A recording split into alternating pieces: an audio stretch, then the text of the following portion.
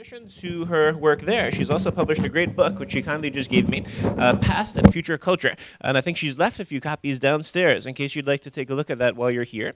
The topic that she'll be speaking on is special knowledge is the source of all culture. So ladies and gentlemen, please join me for a very, very warm welcome for Dr. Anna E. Witte. Thank you. Thank you very much. I'll try to be quick. I am a professor, and so I'm coming to this as a teacher. I am opening up a Master of Science in Global Business in September in the north of France. We are already training about 30 or 40 students a year in cultural management and the development of non-governmental organizations. And so I've done a lot of teaching to business students to try and get them interested in the work that people are needing in emerging markets, and also in developed markets, in kind of coordinating action and encouraging investment. So ADAC Business School is actually known for its finance programs. Our finance professors are advising some of the world-class investment firms in the world, and most of our students work there. And we also have a number of finance students who are volunteering in emerging markets throughout the world in investment decisions and things like that. So look at ADAC Business School. I have some brochures with me if you want to come and get one. I'd be happy not to take them back on the plane if I don't have to. I just wrote a book last year about culture, and it's mostly was written to help my students who are trained in economics to understand things like culture. I come to this trained anthropologist. I also have a doctorate in literature and languages, so I did a lot of comparative religion studies too.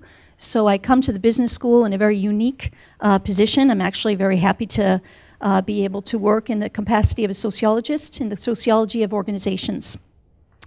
And I was thinking that I could be a little bit simplistic about culture because I only have 5 minutes.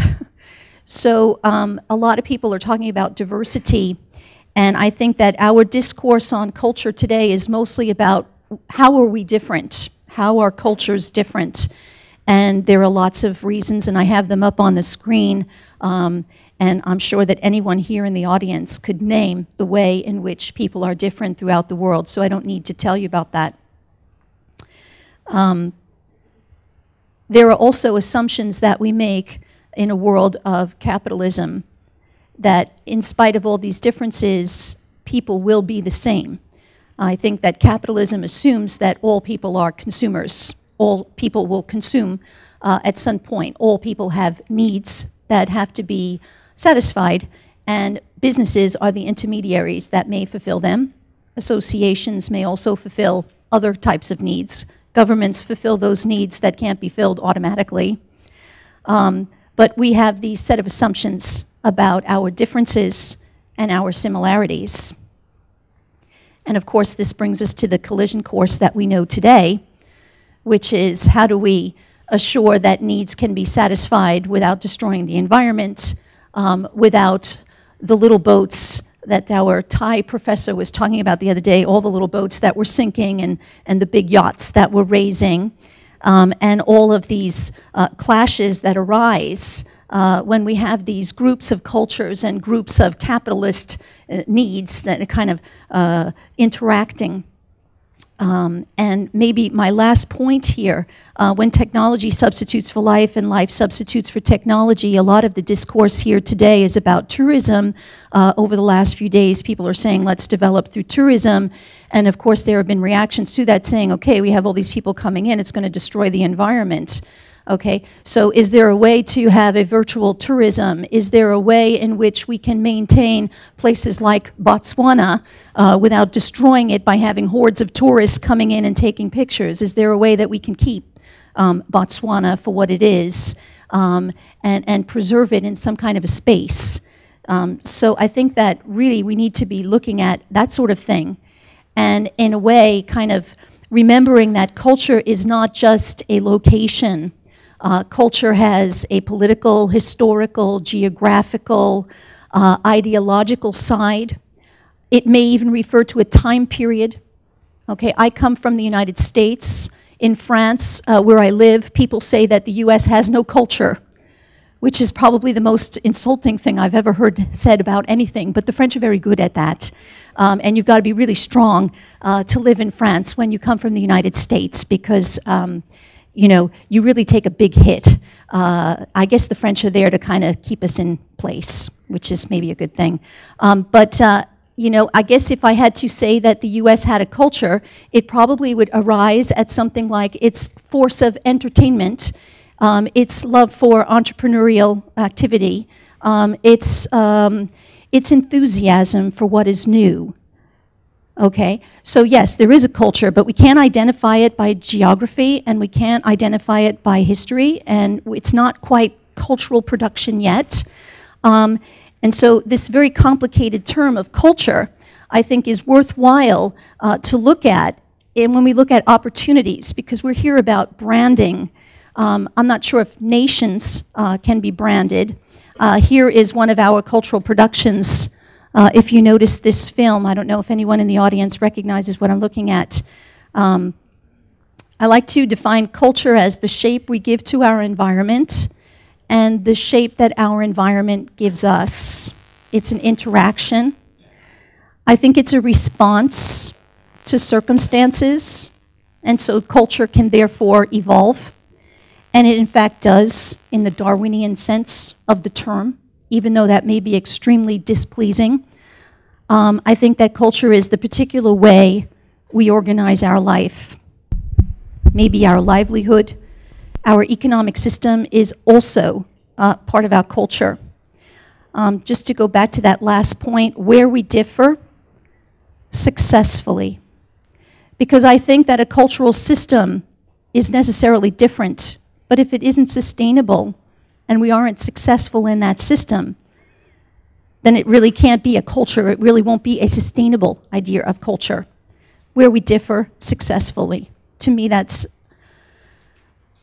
an important distinction. In German, they make a distinction, Gemeinschaft und Gesellschaft.